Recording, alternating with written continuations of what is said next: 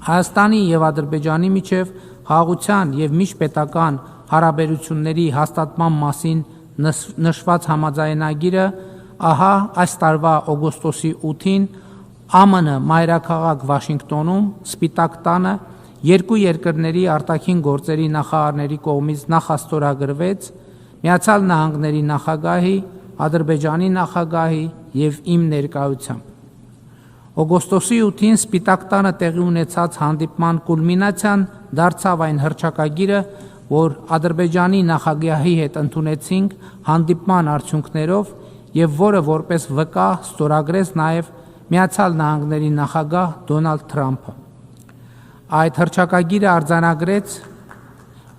հռչակագիրը արձանագրեց, որ Հայաստանն ու Ադրբեջանը ընդունում են անցյալի հակամարտությամբ չկանխորոշված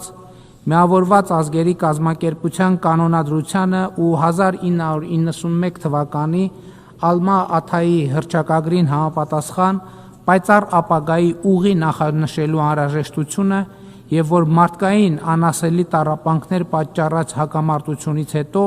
մեր ժողովուրդների համար ստեղծվել են վերջապես բարիդրացիական հարաբերություններ սկսելու պայմաններ, հիմնված միջազգային սահմանների անկախտելիության և տարածքներ ձեռք բերելու նպատակով ուժի կիրառման անթույլատրելիության սկզբունքների վրա։ Այս իրողությունը, որը ենթակա չէ և երբեք չպետք է ենթակա լինի վերանայման,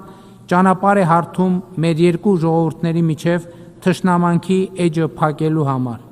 Մենք վճռականորեն մերժում և բացառում ենք վրեժխնդրության ցանկացած փորձ ներկայում և ապագայում,